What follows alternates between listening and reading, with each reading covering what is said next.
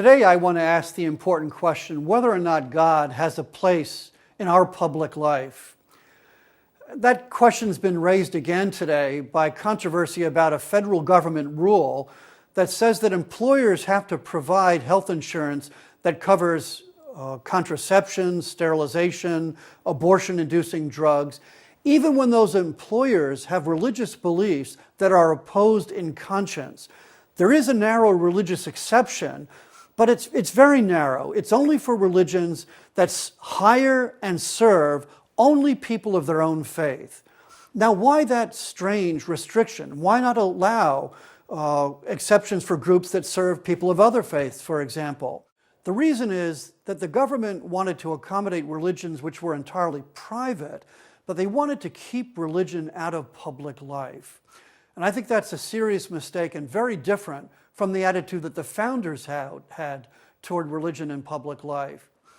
So what were the founders' views? Well, we can go back to the very beginning, to the Declaration of Independence, where we see that God is a creator and that he is in fact the source of our natural rights. And there's a providence that superintends over human affairs. And so it's not surprising that in the American founding, you have things like chaplains in Congress, that we have "In God We Trust" on our coins, that the Northwest Ordinance says that religion and morality are essential for good government. George Washington says in the farewell address that of all the dispositions and habits which lead to political prosperity, religion and morality are indispensable supports. Now, this idea that God plays an important part in public life was the dominant view for a century and a half. It lasted well into the 20th century. But in 1947, in a case called Everson versus Board of Education, the Supreme Court took a different approach. They erected a high wall of separation between church and state. And in doing so, they said, not only could you not advance one particular religious view over another, which is something the founders would have agreed with, but you can't favor religion in general over non-religion. And that was a fundamental change. Now, this is happening not just in the Supreme Court, it's also happening in intellectual life more broadly, in academic life.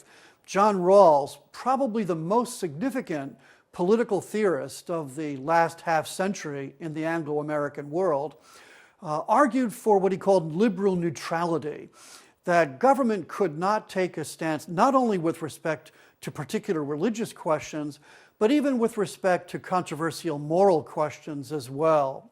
But I think Justice Potter Stewart had it right in his dissent in one of the school prayer cases, where he said that if you drive religion out of public schools, you're not achieving neutrality. What you're really doing is establishing a religion of secularism. And when you add Rawls to that, you might add you're creating a religion of moral relativism as well. So driving religion out of the public sphere is not neutral.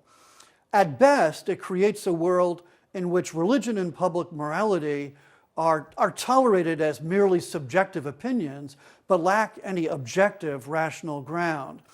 And at worst, it creates a world in which religion and morality are absent, irrelevant, ignored. So what are we to do? Well, I think we need to restore the natural theology of the Declaration. That is, the theology that's based on reason, not on particular religious views. The idea that there is a God that exists, that he is the source of our rights, and that he exercises a providence over human affairs. And if we have this, we'll understand that there should be no objection to having God referred to in public ceremonies. We can also accommodate religion in various ways as well. It doesn't necessarily mean promoting religion, but for example, accommodating religion by providing even-handed, non-discriminatory support for public funding of religious schools and also religious social service agencies as well.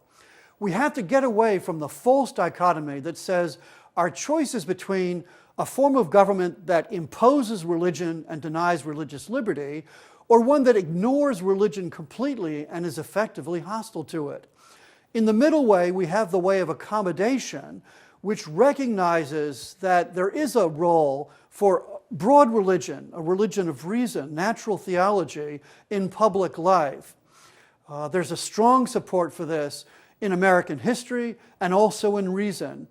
And we should get back to this understanding that God does have a place in our public life.